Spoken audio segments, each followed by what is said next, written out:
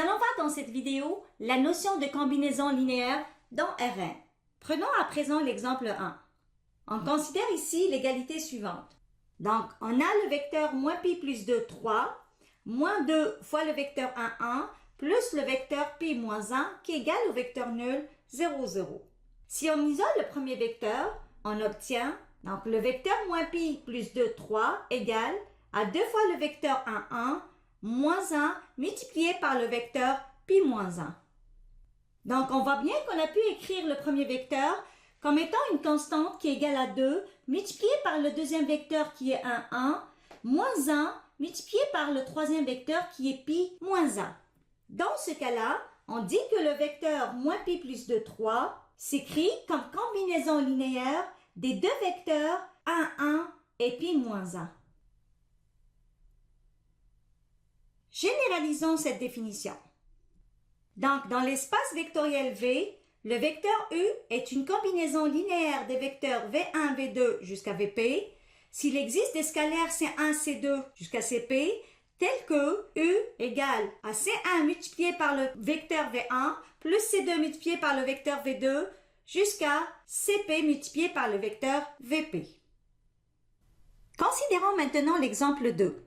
On aura dans ce cas-là à écrire si possible le vecteur U comme une combinaison linéaire des vecteurs V1, V2 et V3. C'est-à-dire qu'il va falloir dans ce cas-là vérifier l'existence de trois constantes C1, C2, C3 de R telles que le vecteur U est égal à C1 multiplié le vecteur V1 plus C2 multiplié le vecteur V2 plus C3 multiplié le vecteur V3. On aura ainsi le vecteur 2 moins 1, 1 égale à C1 multiplié par le vecteur moins 1, 2, 1 plus C2 multiplié par le vecteur moins 2, 7, 2 plus C3 multiplié par le vecteur 0, moins 1, 2.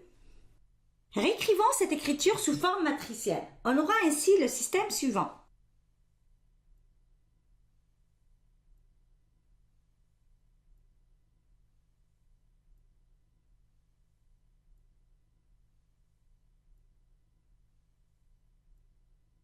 Pour la résolution de ce système, on propose la méthode de Gauss-Jordan.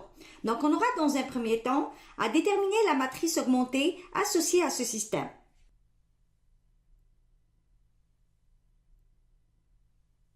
En effectuant des opérations élémentaires sur les lignes, on obtient le système suivant.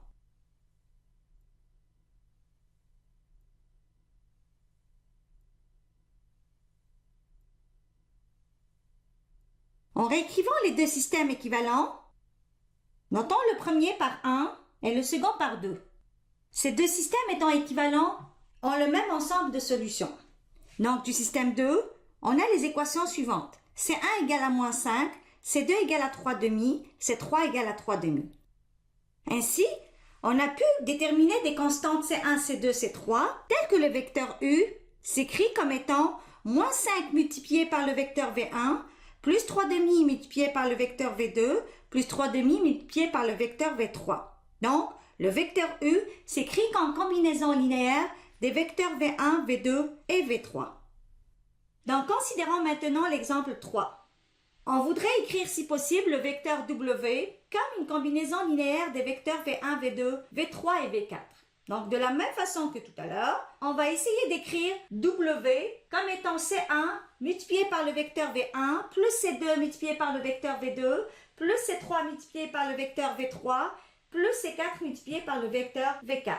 Et voir si c'est possible d'avoir des constantes C1, C2, C3, C4, vérifiant cette équation. On aura ainsi 4,1 égale à C1 multiplié par le vecteur moins 1, 1 plus C2 multiplié par le vecteur 1, moins 1 plus C3 multiplié par le vecteur 0, 0 plus C4 multiplié par le vecteur 3, moins 3. Donc, réécrivons cette équation comme étant un système. On obtient ainsi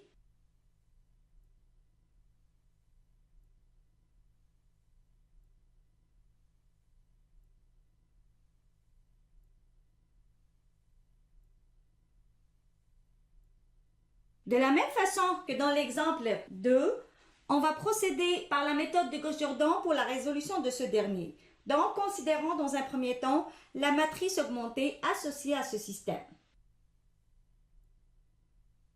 En effectuant des opérations élémentaires sur les lignes, on obtient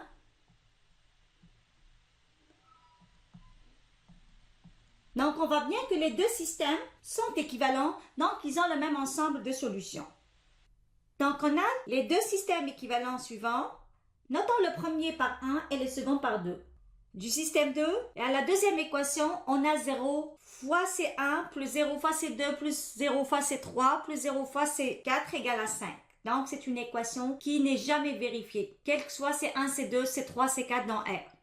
Donc, ayant un pivot dans la colonne de droite de notre système échelonné, le système est incompatible. Donc, il n'admet pas de solution.